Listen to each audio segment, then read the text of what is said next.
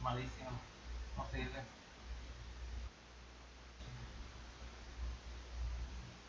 Malísimo.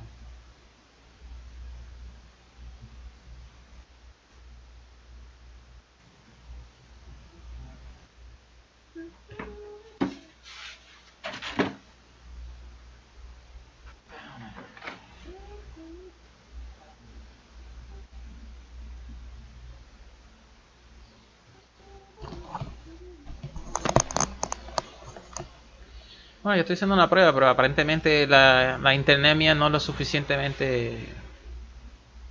No es muy buena que digamos. So, anyway. Se queda como a mitad. Ok, vamos a ver la medida de este.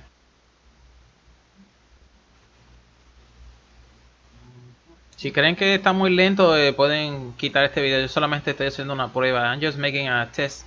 You think it's way too slow, you can just, skip this video. Go to the next. Ok, vamos a ver aquí 25 milímetros, ¿verdad? No, ok, 9.50.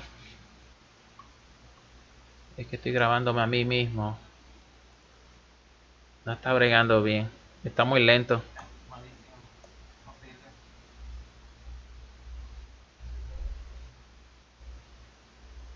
Está demasiado de lento. Anyway, eso dice 10 milímetros. Está bien. PLPT. Fenómeno. Dice 10 milímetros de largo. Es bastante grande. Ponle 10 ahí, está bien. 10. ¿Y de ancho cuánto? No sirve.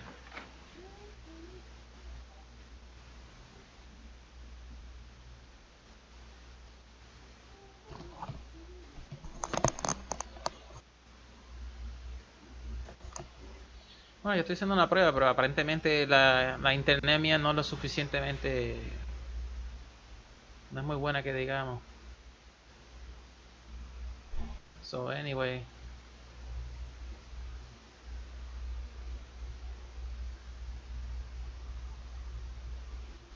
Se queda como a mitad. Si el live stream, good, bad. No va a poder usarlo, está muy feo. Dice go live. Está malísimo. Ok, vamos a ver la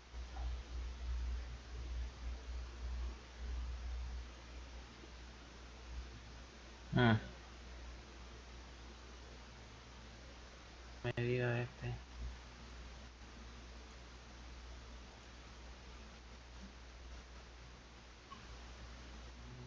Si creen que está muy lento, pueden quitar este video. Yo solamente estoy haciendo una prueba. I'm just making a test.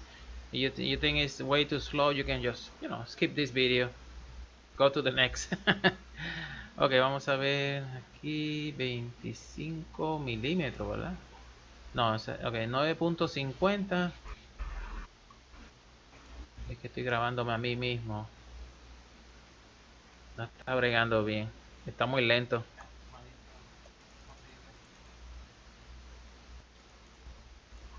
Anyway, lo voy a dejar como quiera. Estoy trabajando. Está demasiado de lento. Anyway, este proyecto. Déjame bajar el volumen para no escucharme a mí mismo. Que no se oiga. Ah, no, si le quito eso. Dice 10 10 milímetros. Sí, está demasiado lento.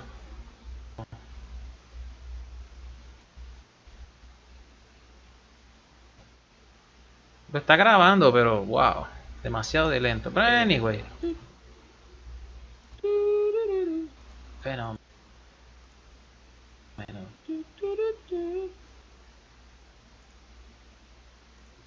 Parece que le volvió a dar para atrás al video. Qué bruto yo. Dice 10 milímetros de... Sí, no sirve, no sirve. Tengo que parar el video. Stop streaming. It's not good. Dice que hay una persona que está viendo. O sea, yo mismo me estoy viendo. Ponle 10 ahí. No. No sirve para mí. No sirve. Muy lento.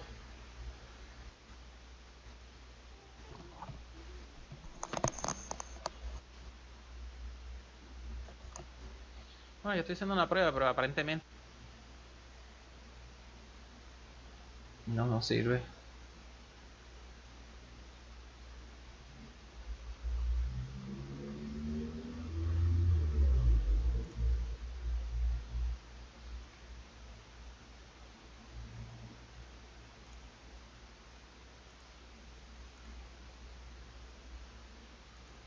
Fenómeno.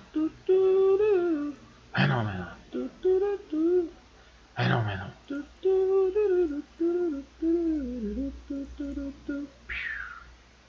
Fenómeno.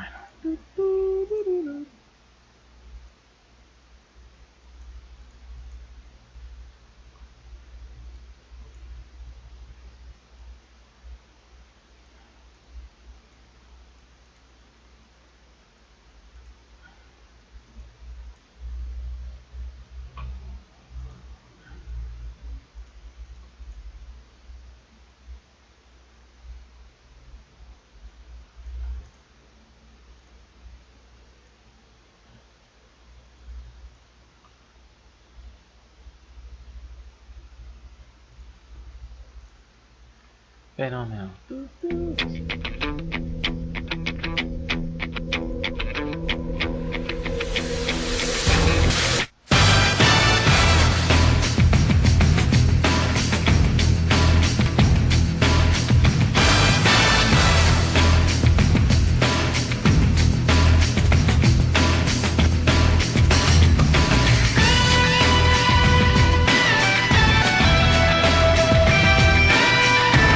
Págale la voz, ya la tiene que estar.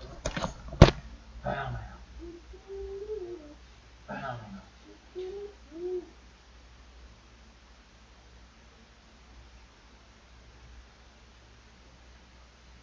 Hola amigos, vengo con un pequeñito video. Este no va a ser largo. Este video no va a ser largo.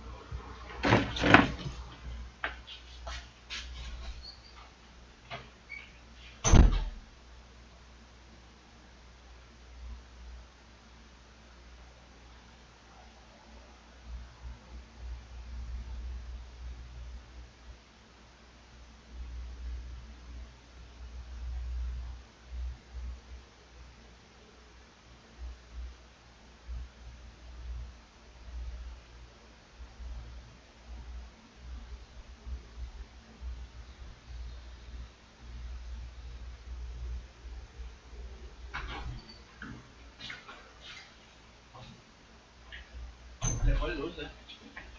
Agua.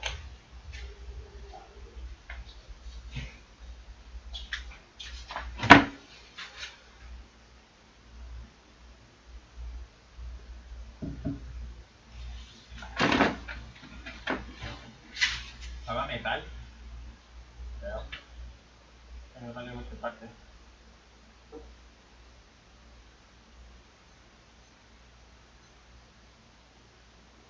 Tengo el timer y veo cuánto tiempo me tarda.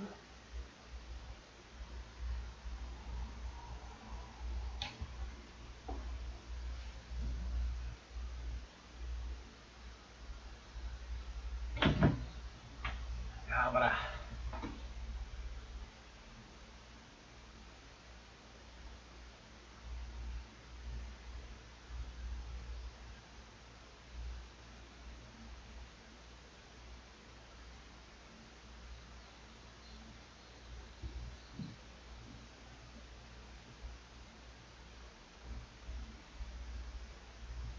quede donado, oye, qué cosa, ¿eh?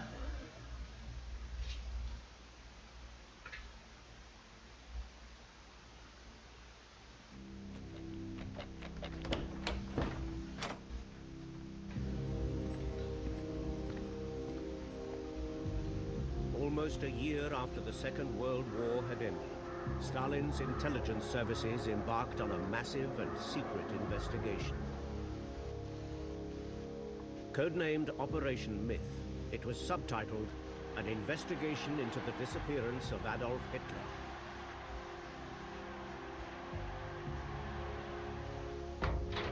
The secrets of Operation Myth have been locked away in the Moscow State Archive for 50 years, until now. We only discovered these files about 2 years ago. Before that, they were so sensitive that their very existence wasn't even recorded here. Operation Myth was sparked by Soviet fears that Hitler might have escaped from Berlin.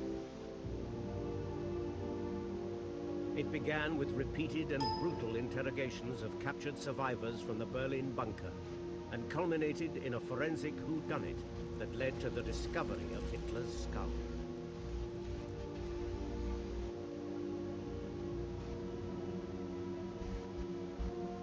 This was the last and most thorough in a line of investigations that had begun even before the war had ended.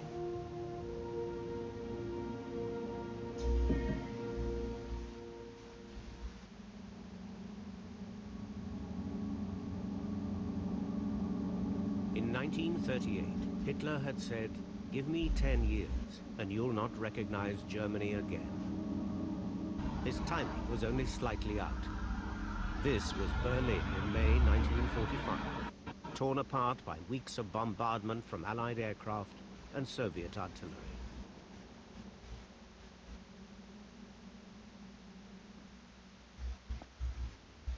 On May the 2nd, the German forces defending Berlin surrendered to the Red Army. Удивительный день, потому что оборвался. It was an amazing day, because the thunder had suddenly stopped, the endless thunder of fighting and artillery. Немцы складывали. The Germans were throwing down their weapons, and many of them were taking off their helmets too, and throwing them on the ground. Then they were lined up into columns. It seemed like the entire Berlin army was there. Очень большое войско.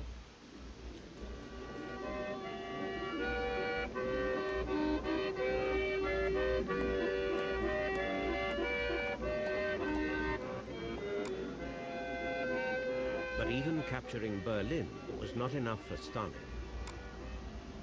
He wanted Hitler, dead or alive, and every Soviet brigade wanted to find the Führer and present him to Stalin.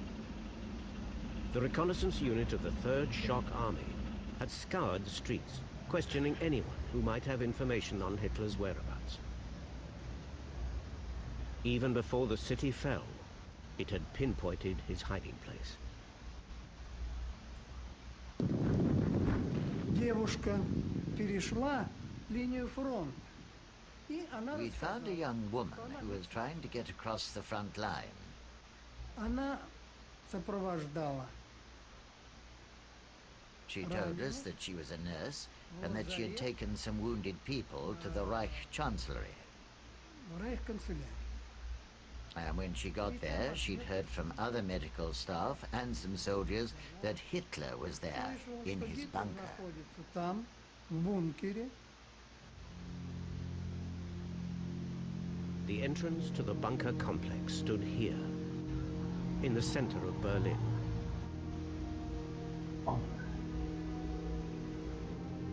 Hitler's quarters were 50 feet below ground, surrounded by a warren of small rooms and narrow corridors that ran under the Potsdamer Platz into the bowels of the Chancellery. These are the last pictures of the bunker, taken just before it was sealed by the East Germans in 1988.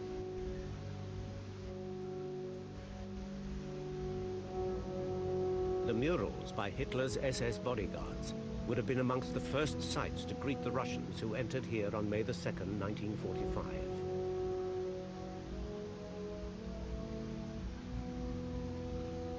By that time, Soviet intelligence had learnt that several of Hitler's closest advisors, including Nazi Party Secretary Martin Bormann and Propaganda Minister Joseph Goebbels, had been living in the bunker during the last days of the battle. Hitler himself had taken up residence here on January the 17th. This is the last photograph taken of him, standing by the bunker entrance surveying bomb damage.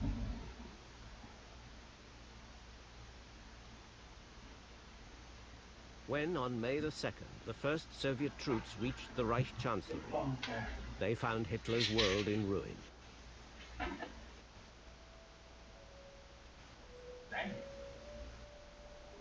Passing through the building to the garden beyond, they arrived at the emergency exit to the bunker. There, on the ground, a few feet away, lay the charred bodies of Joseph Goebbels and his wife, Magda. Their 6 children were later found dead in their beds inside the bunker. They had been poisoned. Nur Frau Goebbels. It was just Frau Goebbels. She was the only one who didn't want to let the children go. She wanted them to die with her. And I remember Dr. Naumann telling me that Goebbels himself had wanted the children to be evacuated from Berlin.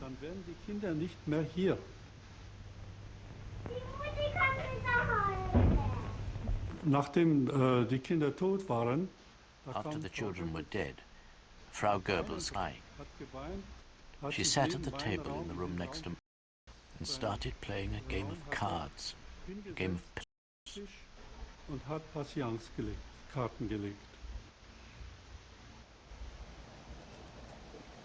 Next to arrive at the Chancellery was the reconnaissance unit of the 3rd Shock Army. They brought with them one of Hitler's former confidants, Admiral Voss, now a Soviet prisoner.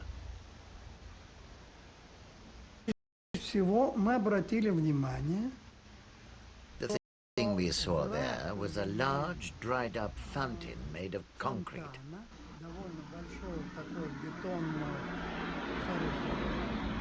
It was full of dead bodies. You couldn't fail to notice it the moment you walked in.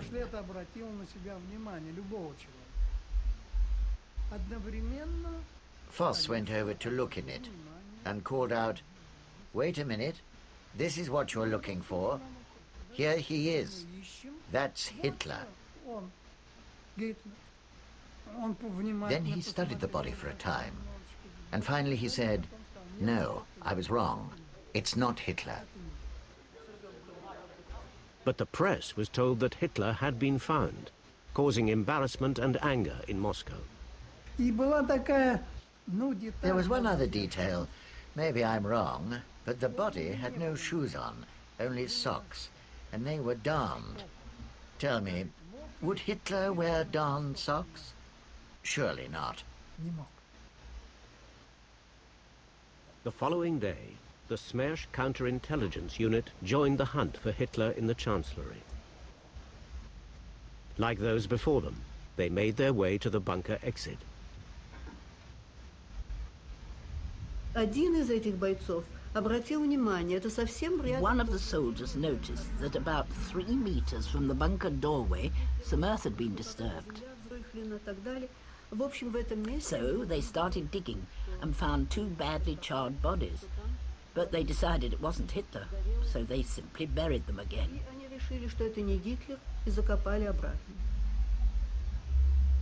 But the next day, interrogators learned from high-ranking prisoners that the bodies of Hitler and his longtime mistress, Eva Braun, had been burnt before burial.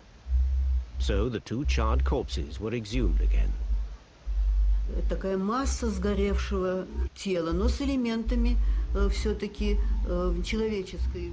It was all a mass of burnt flesh. There were elements of human form. There was a hand and some other recognizable features. I mean, it was clearly a human being and the body of a man.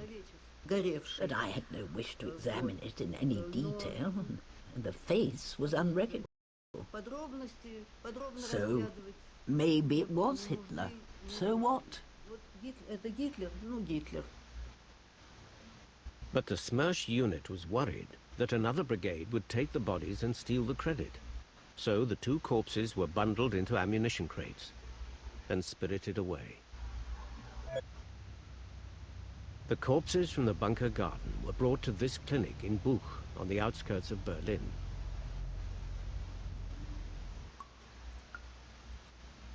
Once an asylum for the insane, but by then a pathology lab. It was here that the autopsies were done on the bodies believed to be Hitler and Braun on May the 8th, VE Day, by a team of 5 forensic scientists of the Red Army. The male, they concluded, had died from cyanide poisoning. There was no mention of a bullet wound, only that part of the skull was missing. This was at odds with intelligence reports that Hitler had both taken poison and shot himself. The autopsy also found that the male corpse had only one testicle, a claim that cannot be verified as Hitler never allowed even his personal doctors to examine him thoroughly. On the corpse believed to be Braun's, they reported signs of shrapnel wounds to the chest. Yet no eyewitness had said she'd been wounded at all. So why the inconsistencies? Professor Norman Stone is the only historian to have studied the files of Operation Myth, which include the autopsy. In the first place, it's a bit sloppy. They're in a hurry. It's VE night. The second thing is that I suspect they were being leaned on by somebody simply to say he didn't shoot himself like a man of guts. He munched on poison, and that he killed his wife first of all. It sounds like good propaganda, and I suspect they were leaned on. I mean, doctors in the Stalin system were leaned on. We can demonstrate it in other cases. The forensic team did at least acknowledge that the bodies were so damaged they could only be identified with certainty through their teeth.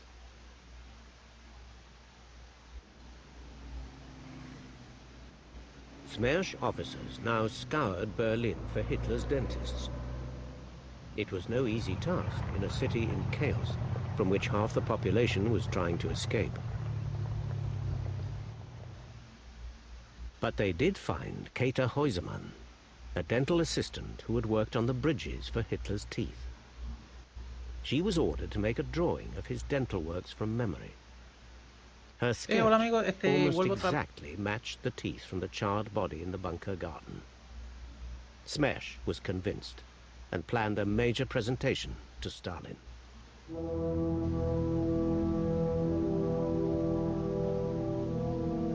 Along with the confirmation of Hitler's death, Smersh presented Stalin with a wealth of trophies plundered from Hitler's apartments in the Chancellery. A tapestry that has been locked away for 50 years of Hitler standing before a Nazi Europe. A walking stick celebrating the annexation of Austria.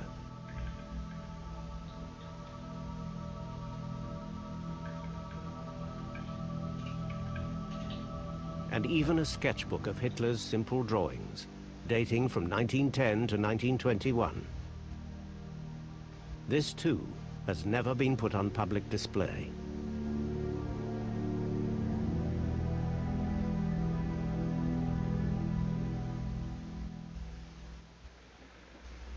Whether or not Stalin believed the reports of Hitler's death, he certainly did not share them with his Western allies.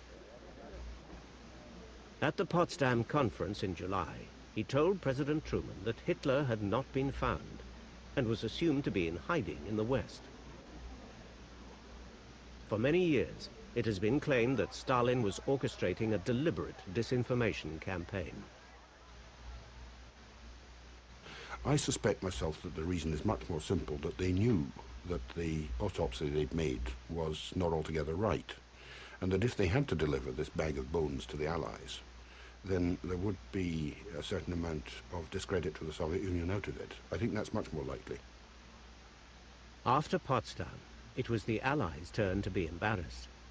Hitler was seen everywhere, from a farm in Denmark to the Pampas in Argentina. The chief of British counterintelligence in Germany, Dick White, resolved to scotch the rumors.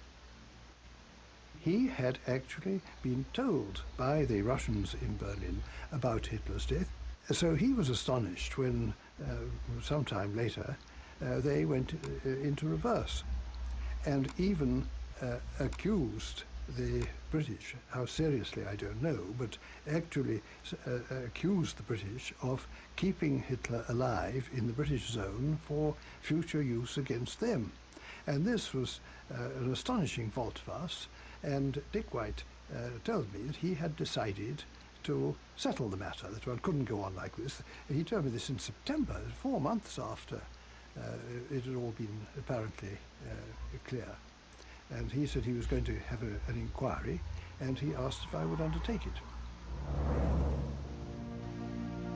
Major Trevor Roper traveled through the wreckage of Germany searching for people who'd escaped the bunker. Some he traced back to their homes. Others he found in prisoner of war camps. Within 8 weeks, he'd completed his mission.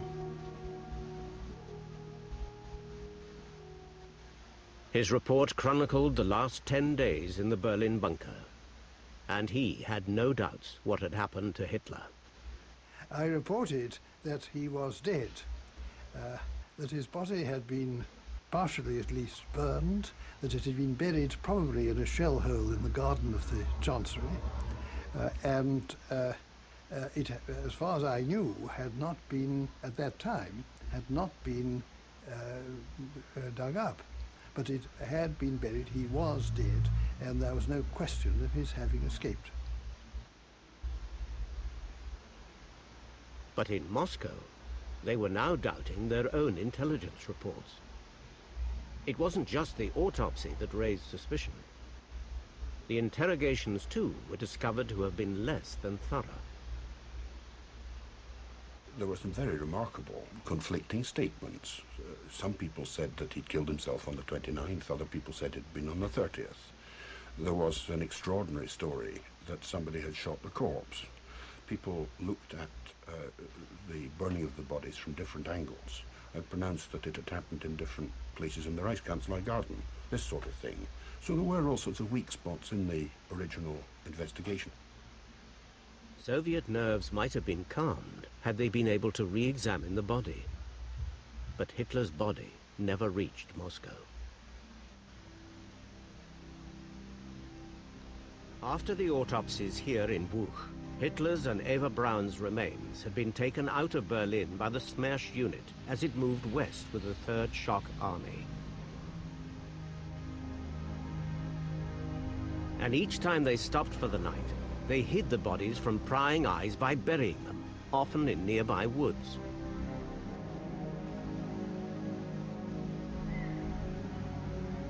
At one point, the corpses were unearthed from their temporary graves by other Soviet soldiers digging for buried treasure. The Smersh unit returned to find the bones strewn over the undergrowth. They packed them back into their boxes and continued their journey.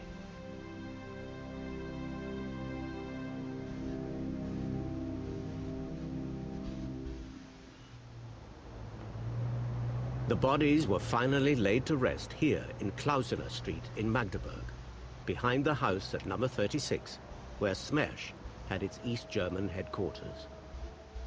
For 25 years, Hitler and Eva Braun lay buried under this puddle in a yard that now belongs to a firm dealing in waste disposal.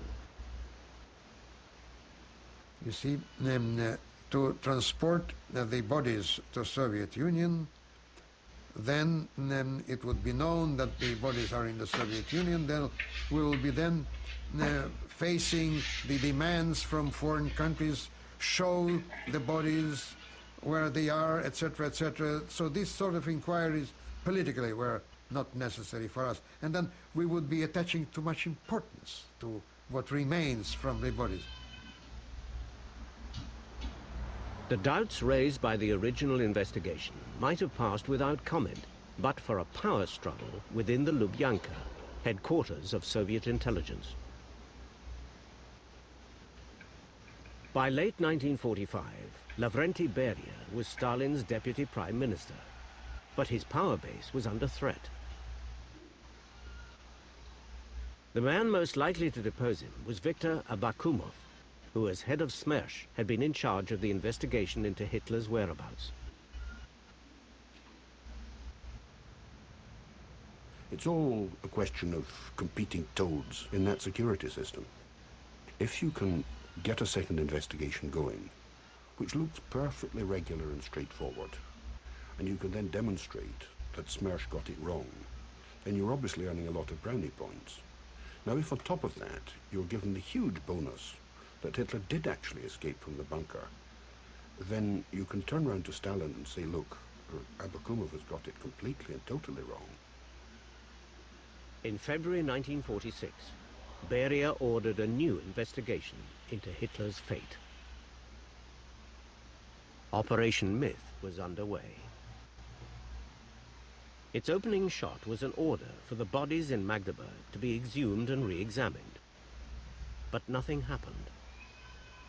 A handwritten letter from a frustrated Soviet official in Berlin testifies that the bodies were not forthcoming, despite a request to Comrade Abakumov.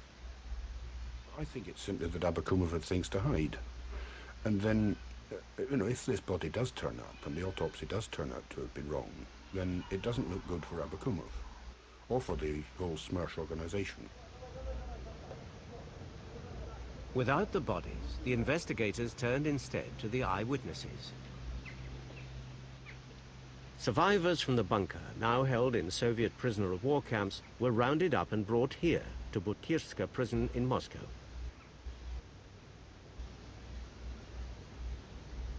A team of interrogators was assembled to probe their accounts of Hitler's death.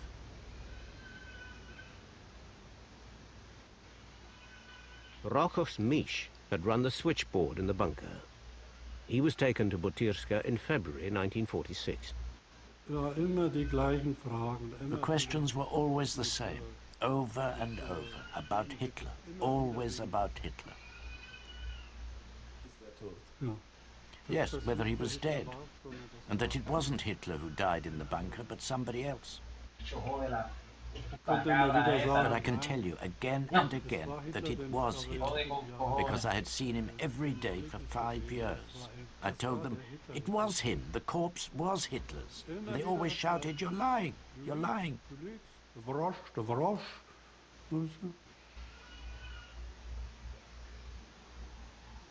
Mish was one of the 4 key witnesses brought to Butyrska. The other, Hitler's adjutant, Otto Günscher, his valet, Heinz Linger, personal pilot, Hans Bauer. These were 4 of them to Hitler in the days before he died. Over the winter weeks of early 1946, they were kept in cells whose temperature fell to 20 degrees below freezing. Fed a starvation diet, they were always interrogated at night. And when not being interrogated, they were being tortured.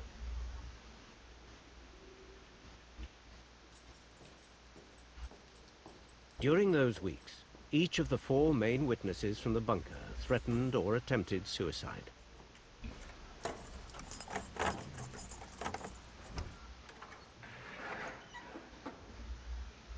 Es war sehr kalt drin. Ich habe mich zusammengerollt wie eine Schnecke, ohne jene Decke. It was so cold there. I curled up like a snail, with no blankets. I just couldn't take any more. I wanted to die. Then I got hold of some paper and wrote to the minister, Beria. I said, I don't want to be beaten to death. I'm a soldier. So I asked to be shot. Ich bin Soldat und ich bitte darum, dass ich erschossen werde. But Beria wanted the prisoners alive. From their testimony, his interrogators would build a unique picture of the last days in the Berlin bunker, providing final proof of Hitler's fate. Much of what follows is taken from those.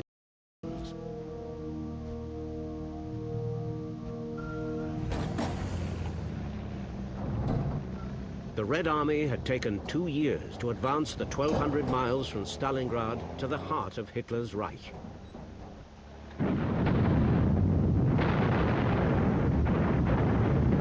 On April the 16th, 1945, it unleashed its opening barrage on Berlin and advanced towards the city.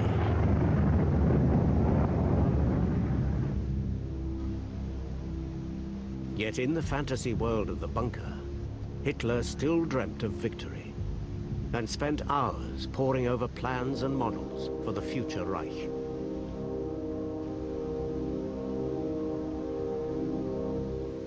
I didn't realize we were so close to defeat. Hitler's pilot Hans Bauer was caught up in that fantasy as he told his cellmate in Moscow, a POW turned informer. The Führer was still planning the new Reich. He spent hours examining the models for new buildings intended for Berlin and other places.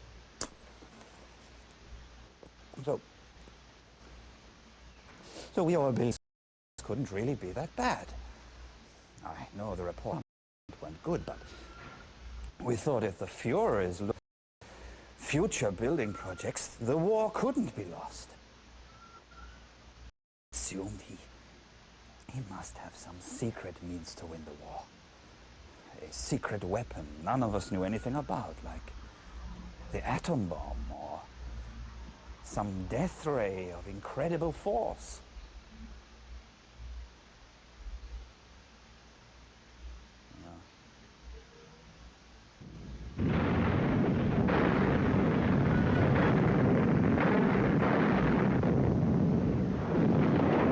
On the 22nd of April, the first Soviet troops broke through to the suburbs of Berlin, while behind them, heavy artillery pounded the city center.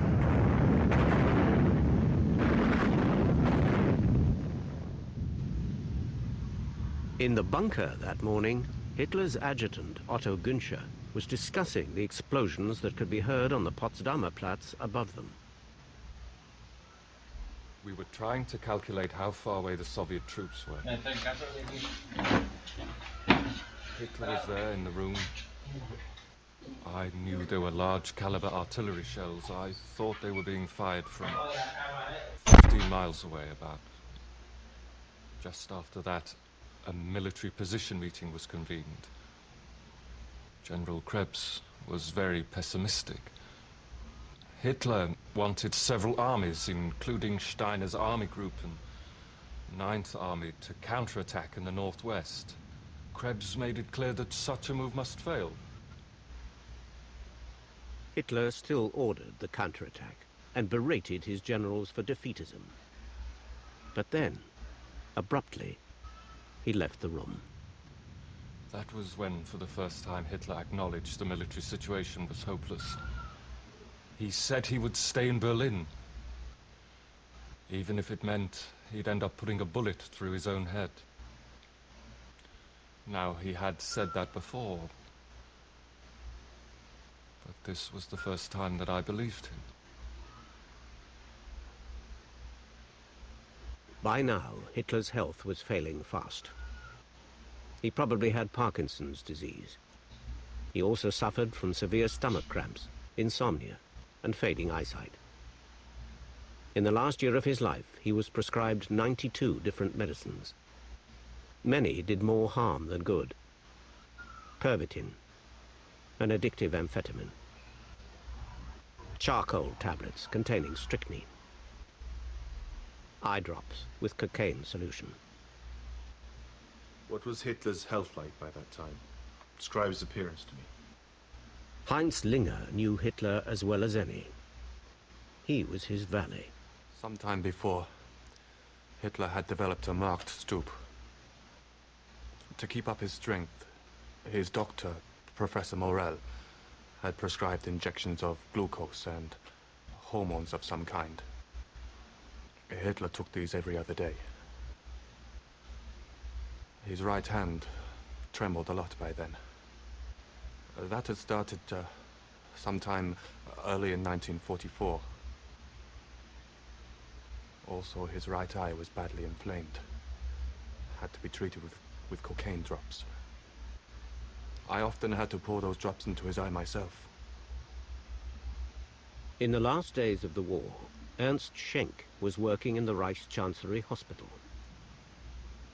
One night, late in April, he was summoned to the bunker for a meeting with Hitler.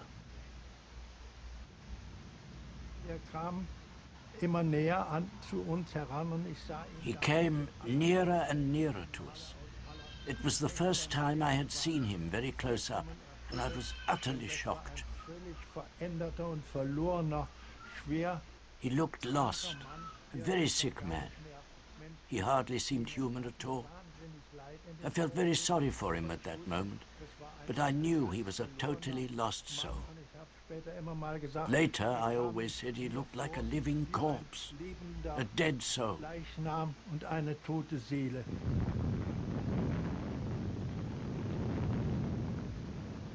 By the 25th, the city was virtually surrounded. Soldiers were deserting in their hundreds.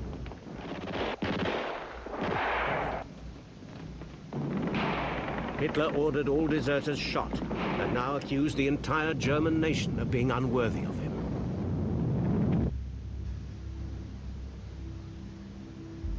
He was more indulgent of his own staff. On the 22nd, he had allowed most non-essential personnel in the bunker to leave Berlin. There were now barely 20 people left attending Hitler. Amongst them was one Eva Braun.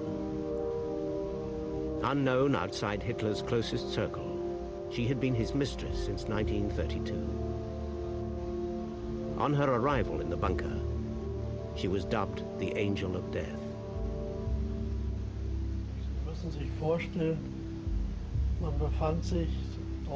You have to imagine yourself being down in those narrow bunker corridors when suddenly a beautiful, attractive woman appears.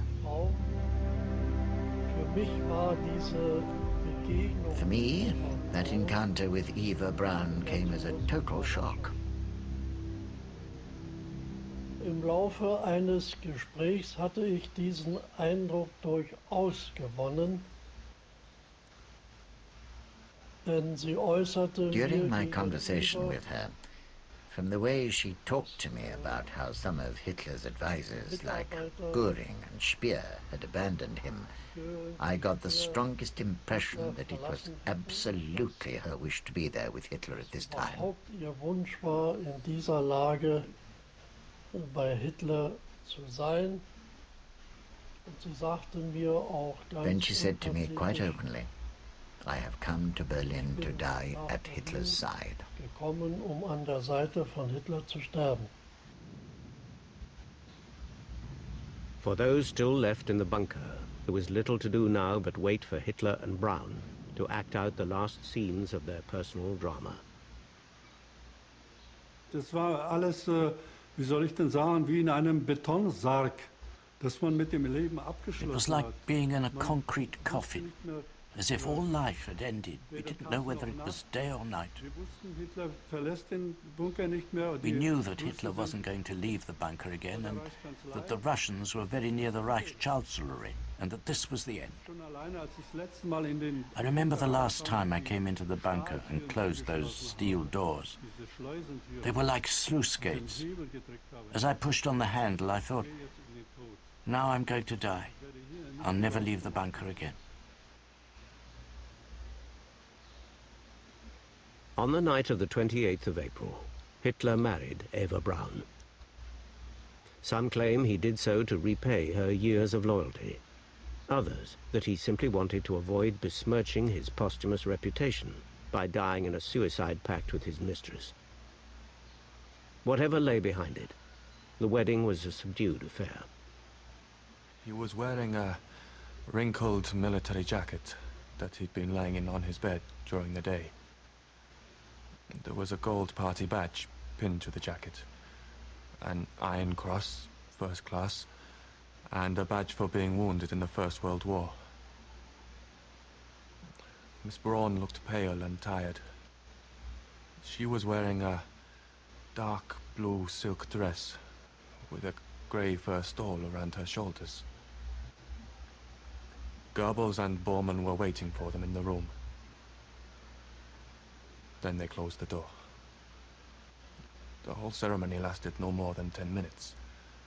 Then Bormann opened the door again, just as Hitler and Eva Braun were signing the marriage document. Early the next morning, Hitler was shown a Reuters report of Mussolini's death 2 days earlier. It described how the bodies of Mussolini and his mistress Clara Petacci had been kicked and spat on by a crowd-turned-mob in Milan. The bodies were then hanged by their feet. Hitler was determined to avoid a similar fate. Morning of the 30th, Hitler sent for me and told me he was planning how to kill himself. By then the Russians were on the Potsdamer Platz. Hitler talked about being betrayed by his generals. Said his soldiers refused to fight for him. He said the Russians might drop bombs or sleeping gas on us. He told me we had invented this gas, but now the Russians had it too. Then he said, you must see to it that my body is burned, so it cannot be carried to Moscow and displayed like Mussolini's. Hitler called for you. What did he say? Hitler told me that he intended to shoot himself and ordered me to burn his body. He said Miss Braun would die with him, and I was to find petrol to burn her body too, so they could not be taken to Moscow and put on display. I got 6 20-liter cans from the garage of the Reichschancellery, but there was not enough petrol. So we had to drain the petrol tanks of some of the vehicles there. The day before he died, Hitler said that only 2 creatures had remained loyal to him: his mistress and his dog.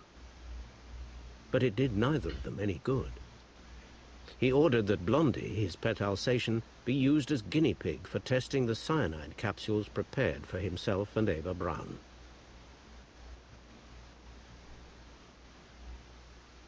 Der Hundebetreuer, Herr Tonner, hat Blondie The dog handler, Herr Tonner, brought Blondie to the toilet opposite my room, and Dr. Stumpfegger came to put her down.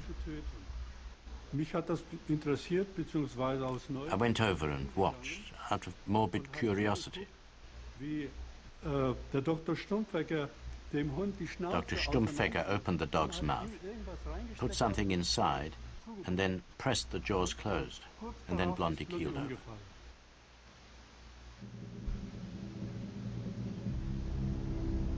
At about 3:30 on the afternoon of April the 30th, Hitler and Eva Braun entered his sitting room. Each carried a small box of cyanide capsules. He had 2 guns, she had 1, a Walter 635. No one saw what happened next, but those who surveyed the scene moments later agree on how they died. Eva Braun had bitten on her cyanide capsule and died almost instantly, kicking over a vase of flowers in her death throes. Hitler had put a cyanide capsule between his teeth, and at precisely the moment that he bit into it, he'd shot himself. First you tell us you heard the shot, and then you tell us you didn't hear the shot, but somehow you smelt the gunpowder. How is that possible? Well, I wasn't next door. I was in the passage 2 rooms away. Maybe the smoke came through the air conditioning. So all along you've been lying! Rigorous as ever, the interrogators cross-examined the prisoners time and time again, searching for discrepancies in their accounts of how Hitler died. Describe what you saw when you went into his room. Hitler was sitting on the left side of the sofa. He was dead. Both his guns were lying on the floor. There were bloodstains on the walls and the sofa and on the carpet. His wife was sitting next to him. Her legs were drawn up under her. There was no visible wound on her. Otto Günscher had claimed that Hitler died not on the sofa, but on one of the armchairs. But he'd entered the room an hour after the suicides. By that time, the bodies had been taken away. I just assumed Hitler must have been sitting in the armchair, and his wife had been sitting on the sofa. And not far from the table and the bloodstain was Hitler's gun on the floor. And the blood on the sofa was clearly visible. I'm telling you what I saw. Why would I lie? I'm only telling you what I remember, what I am sure of.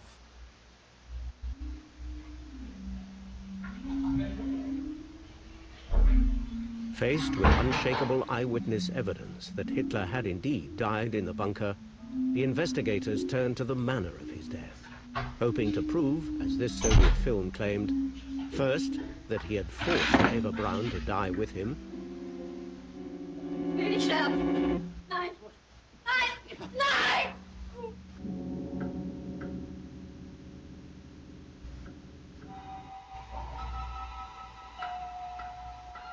and then that he had been too cowardly to die like an officer by shooting himself.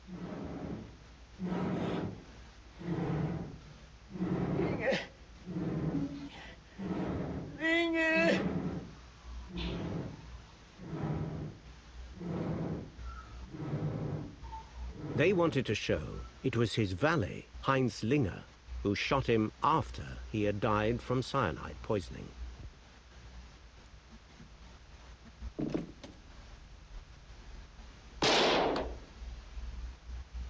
When I went into the room, Hitler was already dead.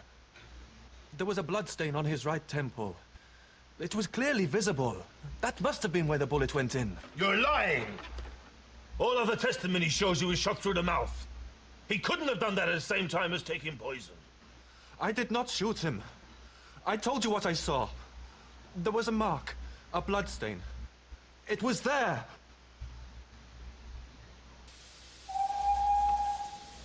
In June 1946, the prisoners from Butyrska were taken by train back to Berlin in an attempt to resolve the matter of Hitler's death once and for all.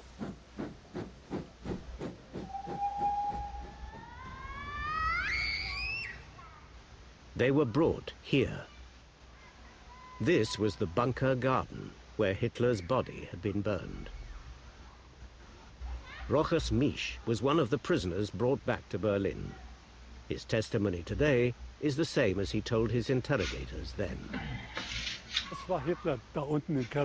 It was Hitler who died down there in the bunker. It was no one else.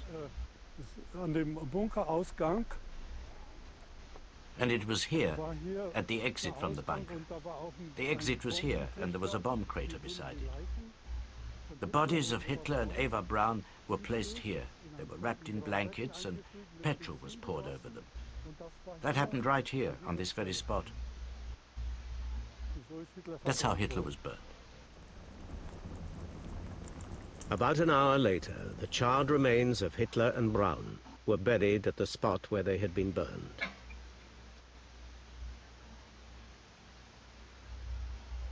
Once the prisoners taken back to Berlin had pinpointed the place where Hitler was buried, the area was dug up again. It was then that Operation Myth found its most important new evidence.